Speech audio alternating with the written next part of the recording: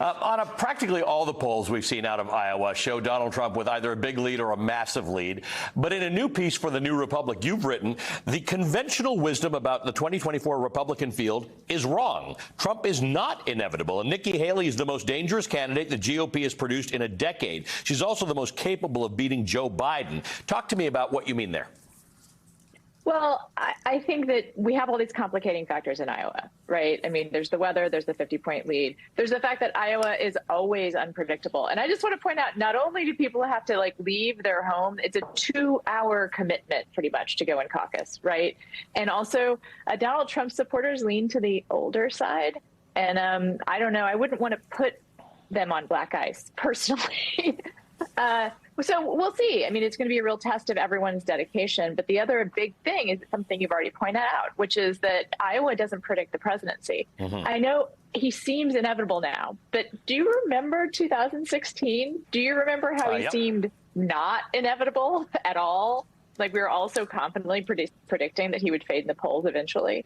I think that Haley is an incredible candidate. And this is, I don't know, maybe Vaughn saw this on the ground as well, but she is a really skilled in-person candidate. She has almost a Bill Clinton quality, I would say, in terms of being able to deliver a speech, the same speech, almost word for word, but it sounds personal. It sounds like she's making a connection. And in that way, she's a traditional politician. But a lot of Iowans I spoke to, while they were sometimes 2-time Trump voters, they kind of miss having someone in office that's a little more reliable. And also they've seen Trump lose.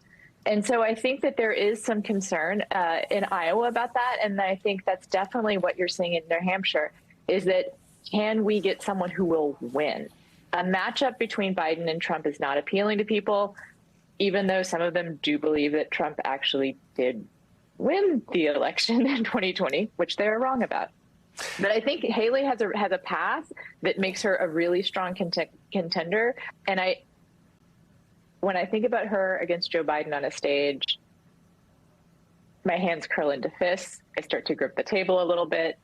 And I bet that's how the Joe Biden campaign team feels about it as well. Vaughn, talk to me about that and all the things that make up the Nikki Haley surge. Chris Christie being gone from the race, Ron DeSantis being sort of incapable of maintaining his momentum, despite the fact that he went to every state in right. Iowa, and our friend Vivek Ramaswamy, who's done that twice. Talk about retail politicians. That guy's on the ground, but we're not even talking about him this morning. Tell me about all that through the lens of the Nikki Haley campaign.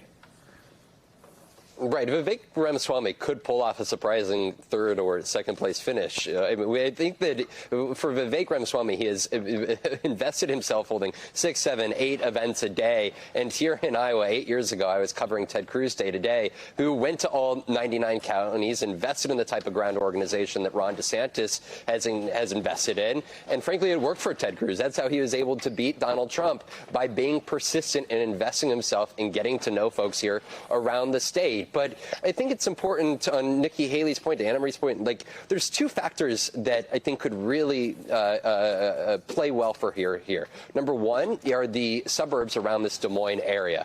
8 years ago, Marco Rubio won not only Polk County here, where Des Moines is at, but the 2 neighboring counties, Story County as well as Dallas County here. Could she boost her numbers at even higher numbers than Marco Rubio was able to? He came in third. But if she is able to do that, she could chip into Donald Trump's lead. And this second factor here are those independents and Democrats. They can go and change their party registration on caucus nights. And back in 2012, the last time that Republicans had a caucus and Democrats were not caucusing, about 11% of the folks who took part in the caucus were previously registered independents or Democrats. Could we see an influx of that? I've had conversations with multiple folks, not only here in Des Moines. A nurse up in Dubuque messaged me the other day that is a Democrat, said she and friends are going to go change their registration to go and help boost Nikki Haley. They made a point. They don't like Nikki Haley, but if it means trying to help in the effort to take down Donald Trump, they are going to do that regardless of what the weather conditions are. They feel like this is their opportunity as Iowans to try to stop him. Vaughn, I want to talk to you at the top of the next hour, so I think you might need about 55 minutes to warm up, so I'm going to let you go right now and thaw, but come back at the top of 11. Anna, stick with me for a moment. I want to go back to what you just said. When you think think about Nikki Haley, who thinks, by the way, that her trailing Trump is much lower in New Hampshire, might be 7 points, might be 20 points, might be no points, who knows? And something happens to Donald Trump, and she becomes the nominee, and she's debating Joe Biden. You're saying that this is what the Biden campaign worries about. Tell me more about that. Are you saying that it's possible that if by some fluke Nikki Haley becomes the nominee, Joe Biden's in trouble? I think so. I want to say that my dog is weighing in on this right now, so I'm sorry if he interrupts us. He is not a Nikki Haley fan at all. I think that he is in trouble if Nikki Haley gets the nomination. I think that those two women that are going to go try and help take Trump down by voting for Nikki Haley might not be doing what the Biden campaign actually wants from them. I think that the disastrous image is probably Trump versus Biden, but I think that's disastrous for a lot of reasons and maybe for everyone. I think that DeSantis is actually the weakest of all the top three, or the weakest of the Trump contenders, or the threats to Trump. He's a terrible candidate, and he is running on kind of an illusion. I mean, what he's done in Florida is actually not that impressive if you look at the way that he basically got his tremendous victory from suppressing votes. He isn't that popular, actually. His poll numbers in Florida don't reflect what I think is true on the ground. And I also think that he's just, well, I feel kind of bad about this, but I compared him to an animatronic bear.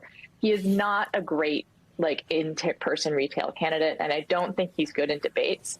I think Nikki Haley can be very normal seeming, and I think she does appeal to independents. I do think that we can see the suburban women that refuse to turn out for Trump turn out for Haley in a Haley-Biden contest, because she seems very, very normal. She seems like a politician that we've seen before. I want to point out, however, that her actual policies are as restrictive and as retrograde as any DeSantis or Trump policy. She doesn't believe that trans people actually should exist. She is incredibly, pro-forced birth is the way that I would put it. She believes life begins at conception. She would back whatever restrictions happen on abortion. She uses this language around abortion that she invokes the word compassion a lot. But if you look at her actual policies, I mean, she's just as restrictive as anyone. So that's why I think she's such a threat, is that she sort of cosplays as a moderate, but she is not. The only thing she has in common with any kind of moderate views is that she has neocon foreign policy, positions. Remember when those didn't seem that moderate either? I think they're common, but not necessarily moderate.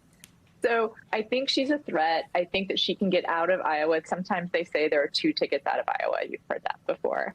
If she makes it out of Iowa, it has a very strong second in New Hampshire, perhaps even pulling, an upset. Then we go to South Carolina.